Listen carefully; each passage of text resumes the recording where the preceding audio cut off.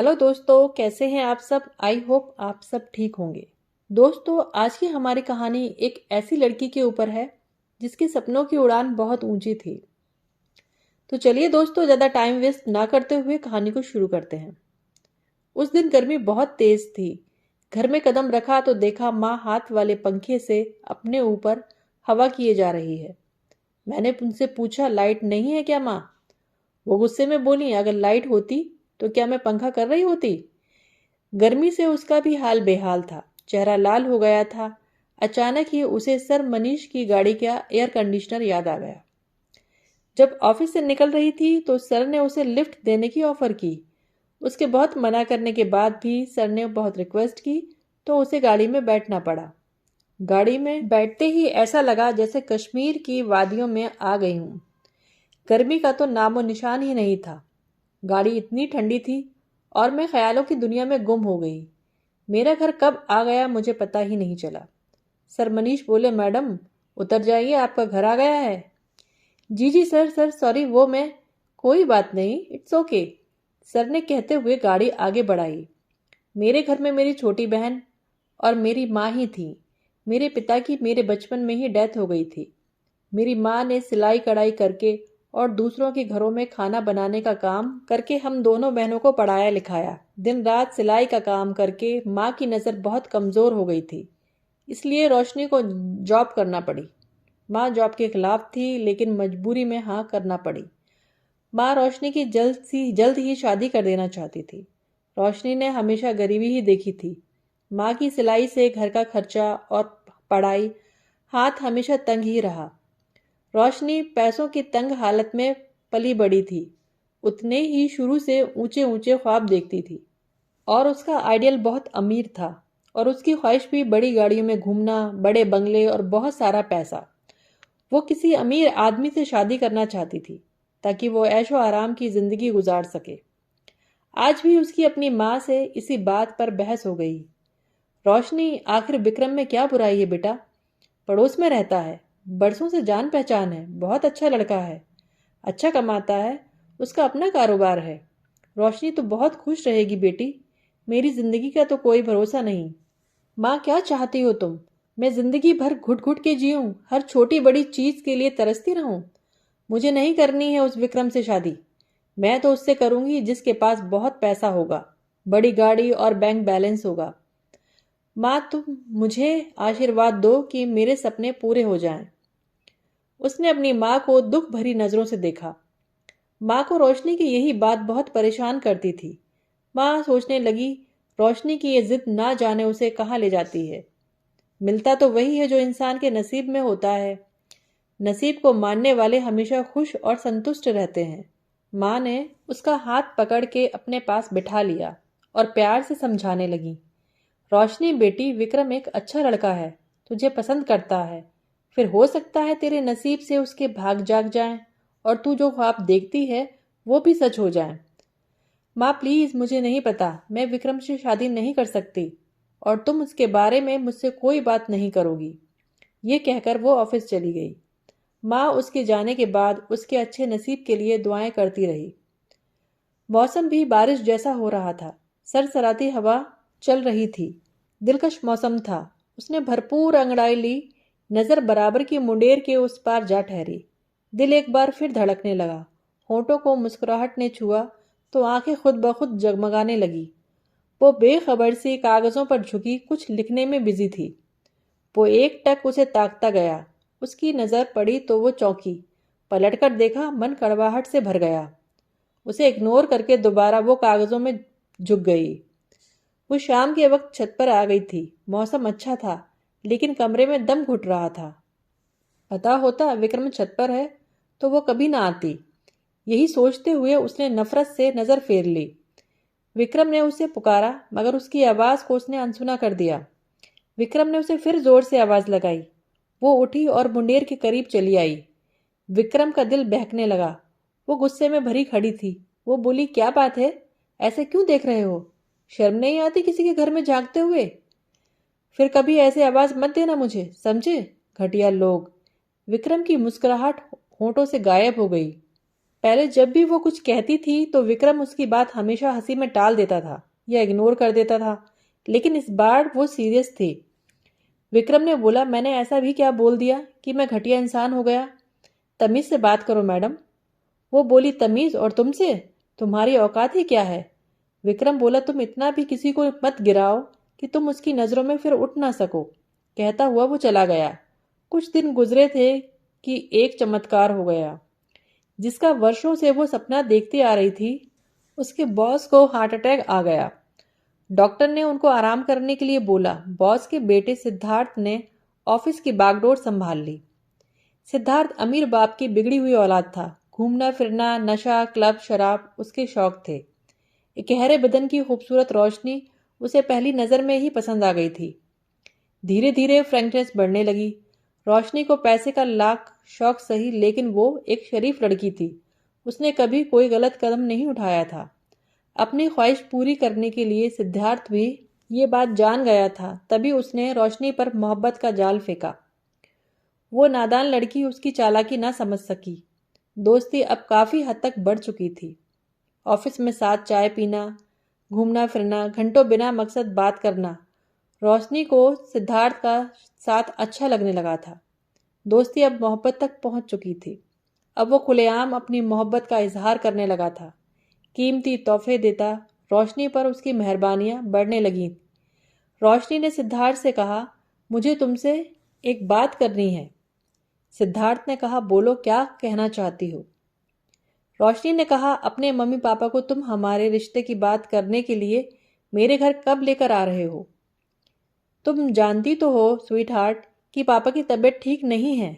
जब ठीक हो जाएगी तो मैं बात करूँगा, तुम टेंशन ना लो। और हाँ सुनो, आज रात का खाना हम दोनों साथ खाएंगे। मैं तुम्हें तुम्हारे घर से पिक कर लूँगा। सिद्धार्थ, मैं रात को घर से बाहर नहीं जा सकती। मेरी माँ मुझे परमिशन नहीं देंगी। और मेरे आस पड़ोस वाले वो क्या सोचे कि मेरे बारे में? इतनी रात में मैं वो भी अकेली बाहर करने क्या जा रही हूँ? नहीं, मैं नहीं आ सकूंगी। अरे यार, क्या प्रॉब्लम है? ये कैसी दोस्ती है? कैसा प्यार है? कभी ऑफिस में तुम मेरे साथ नहीं बैठ सकती? कहीं बाहर आ जा नहीं सकती? अगर इतनी ही नैरो माइंडेड हो तो जॉब करने की क्या ज़रूरत है? बैठो अपने घर में।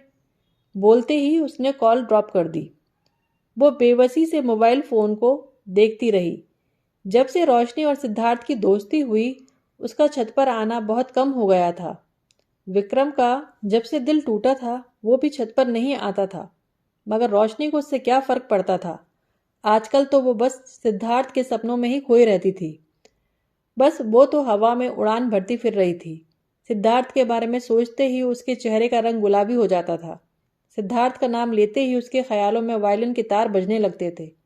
वो अलग ही दुनिया की सैर करने लगती थी। उसकी जिंदगी में सिद्धार्थ के आने से बाहर का मौसम ठहर गया था।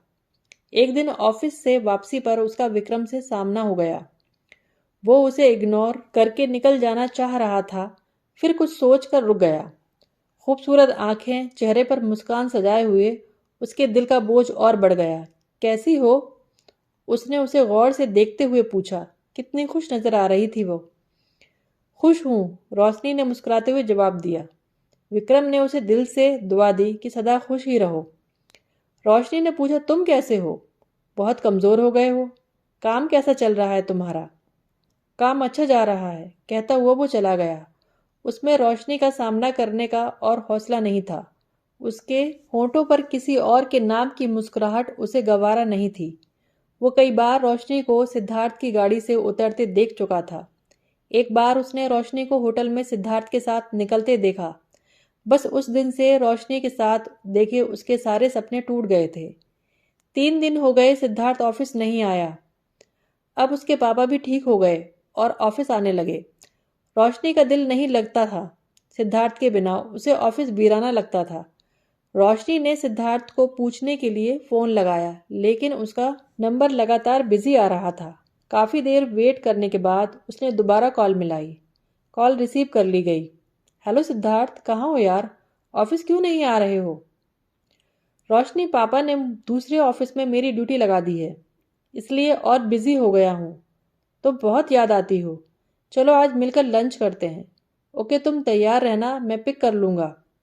उसने बात शुरू कर दी। सिद्धार्थ, तुम कब अपने मम्मी पापा को भेज रहे हो? मेरी माँ को बहुत जल्दी है मेरी शादी करने की। अरे यार, पापा को मनाना बहुत मुश्किल है, तुम जानती तो हो। तुम्हारे और मेरे स्टेटस में ज़मीन और आसमान का फ़र्क है। बातों ही बातों में उसने उसकी औकात बता दी थी। दिल ही दिल में उसे बहुत शर्मिंदगी हुई। अरे तुम क्यों फिक्र कर रही हो? मैं तुम्हारे साथ हूँ। उसने रोशनी के हाथ पर हाथ रख दिया। रोशनी को एकदम अजीब सा लगा, मगर वो खामोशी से अपने हाथ पर रखा उसका हाथ देखने लगी। आजकल सिद्धार्थ की बेताबियां बढ़ती ही जा रही थी। उसने पैसे और ऐशो आराम के ख्वाब देखे थे, मगर वो एक शरीफ लड़की थी। उसे सिद्धार्थ की मेहरबानियां बहुत अजीब लगती। शादी से पहले इतना ज्यादा करीब आना उसे गवारा नहीं था। सिद्धार्थ ने एक दो बार हद से गुजरने की कोशिश भी की थी, मगर रोशनी ने उसे रोक दिया था। मगर अब रोकना भी मुमकिन नहीं लग रहा था, इसलिए वो चाहती थी कि जल्द ही शादी हो जाए। शाम जब वो छत पर आई तो सिद्धार्थ के बारे में सोच रही थी कि उसका फ़ोन आ गया। हेलो, कैसी हो? ठीक हूँ, तुम कैसे हो? जल्दी से तैयार हो जाओ, मैं तुम्हें लेने आ रहा हूँ। मगर इस टाइम क्यों? कहाँ जाना है? ओहो, तुम बहुत सवाल करती हो। मुझे नहीं पता, तुम बस जल्दी तैयार हो जाओ। मुझे तुमसे शादी के बारे में बात करनी है। और वो शादी का नाम सुनकर बहुत खुश हो गई।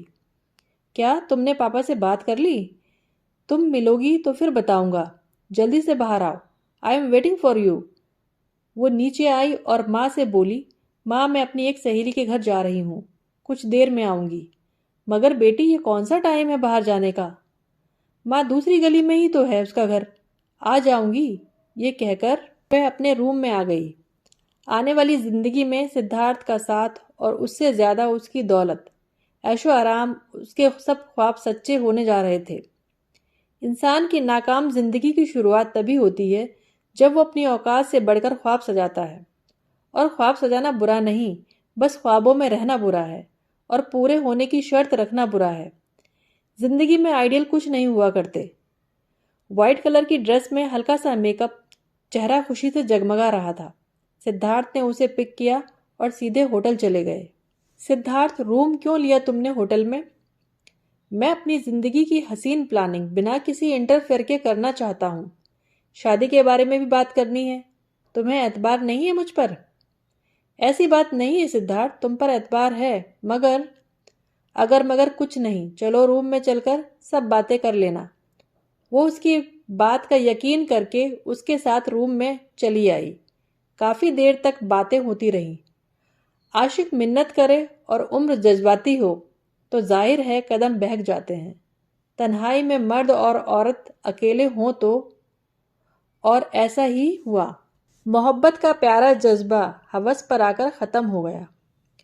उस दरिंदे ने बात यहीं ख़त्म नहीं की, प्लानिंग करके अपने दोस्त को भी बुला लिया। रोशनी कमरे में सिद्धार्थ के दोस्त को देखकर घबरा गई। सिद्धार्थ, ये कौन है? यार, ये मेरा दोस्त है। इसको तुम खुश कर दो, ये तुम्हें खुश कर देगा। रोशनी के होश ही उड़ गए। वो सोच भी नहीं सकती थी कि जिससे उसने मोहब्बत की वो इतना बड़ा धोखा देगा। कमीने, जिंदा नहीं छोड़ूंगी तुझे। सिद्धार्थ का कॉलर पकड़कर चिल्लाना शुरू कर दिया। उसके साथ ही जोरदार थप्पड़ सिद्धार्थ ने उसके गाल पर मारा और उसे बेड पर पटक दिया। घटिया और कमीना मैं नहीं, तुम हो। औकात ही क्या है तुम्हारी? कीमती तोहफे लेना जानती हो, घूमने फिरने को बुरा नहीं लगा। ये सब अब बुरा लगने लगा है। ज्यादा शरीफ बनने का नाटक मत कर, कीमत ले और चलती बन। ओके यार, मैं जा रहा हूँ, अब तू जान। और ये सिद्धार्थ अपने दोस्त से कह रहा था। अभी वह बात ही कर रहा था कि रोशनी ने दरवाज़ा खुला होने की वजह से बाहर की तरफ दौड़ लगा दी। वो दोनों पकड़ने के लिए पीछे भागे, मगर होटल में ज़्यादा लोग होने की वजह से उनको वहीं ठहरना पड़ा। वो उस लड़की की वजह से किसी मुसीबत में पड़ना नहीं चाहते थे। सिद्धार्थ ने सोचा था कि वो उसे पैसे देकर चुप करा देगा, क्योंकि उसने देख लिया था कि रोशनी अमीर होना चाहती थी। मगर वो ये नहीं सोच सकता था कि वो नादान लड़की थी, पर कैरेक्टरलेस नहीं। ना जाने वो कैसे घर पहुंची थी। होश में आने के बाद होश आया तो उसकी माँ उसके सरहाने बैठे रो रही थी। होश में आने के बाद रोशनी ने जब माँ को रोते हुए देखा तो वो भी फूट फूट कर रोने लगी। माँ ने उसे बड़ी मुश्किल से चुप कराया। बेटी मत रो, और ये बता तेरा एक्सीडेंट कैसे हुआ? तू तो अपने दोस्त के यहाँ गई थी ना, तो रोड पर कैसे पहुंच गई? फिर उसे याद आया कि भागते भागते वो एक कार से टकरा गई थी। कार वाला उसे अस्पताल ले गया। फिर माँ और विक्रम को खबर मिलने पर दोनों उसको अस्पताल से घर ले आए। इंसान जब गिरता है तो मुंह केवल गिरता है, और इतनी जोर से गिरता है कि टुकड़े टुकड़े हो जाता है। उसे एहसास भी नहीं होता, और फिर एहसास तब होता है जब दर्द हद से गुजर जाता है। फिर वो झटपटाता है, तड़पता है, परेशान होता है, पर हाथ कुछ भी नहीं आता। वो पत्थर की तरह सख्त हो गई थी और चुप बैठी थी। बहुत जोर की ठोकर लगी थी। माँ ने दुख, प्यार, बड़ी बेबसी से उसका चेहरा देखा। इस बात को कई दिन हो गए। चोट काफी हद तक ठीक हो गई, मगर अंदर की चोट का जख्म ताज़ा था। बहुत दर्द और तकलीफ बाकी रह गए थे। माँ उसके वीरान चेहरे को देखकर परेशान हो जाती। कई बार उससे पूछ चुकी थी, मगर रोशनी ने कुछ नहीं बताया। वो ज्यादातर कमरे में या फिर घर के आंगन में बैठी अपने खाली हाथों को घूरती रहती थी। आज भी माँ ने जबरदस्ती बालों में तेल लगाकर बाल संवार दिए। रोशनी ने चौंक कर देखा तो सामने विक्रम खड़ा था। अब कैसी तबीयत है तुम्हारी? एक्सीडेंट तो हो जाते हैं ना, शुक्र करो कि तुम्हारी कोई हड्डी नहीं टूटी। देखो कैसी उजाड़ हालत बना ली है तुमने अपनी। अब वो क्या बताती कि वो किस यातना से गुजर रही थी। वो तो शुक्र है कि एक्सीडेंट ने इज्जत रख ली, वरना वो जिस तरह उजड़ी थी होटल से किसी को मुंह दिखाने के काबिल न रहती। आंखों में बेहिसाब आंसू आ गए। वो उठकर कमरे में आ गई। आज उसे एहसास हो रहा था कि वो मृग तृष्णा के पीछे भाग रही थी। उसको एहसास हो गया था कि विक्रम उससे सच्चा प्यार करता था, मगर उसने खुद अपने हाथों अपनी खुशियां बर्बाद कर ली थी। अब वो चाहते हुए भी विक्रम की मोहब्बत का जवाब मोहब्बत से नहीं दे सकती थी, क्योंकि वो नादान जरूर थी मगर धोखेबाज नहीं थी।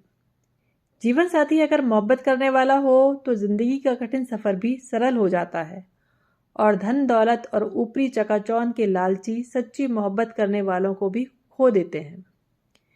दोस्तों, मोरल ऑफ द स्टोरी ये है कि जिंदगी है छोटी, ज़्यादा आरजू ना पालिए। जो कुछ मिला है पहले उसे तो संभालिए। दोस्तों, आशा करती हूँ आप लोगों को ये कहानी ज़रूर पसंद आई होगी। अगर आपको कहानी पसंद आई है तो प्लीज़ मेरे चैनल को सब्सक्राइब कीजिए और वीडियो को लाइक एंड शेयर कीजिए। फिर मिलते हैं एक नई वीडियो में एक नई कहानी के साथ।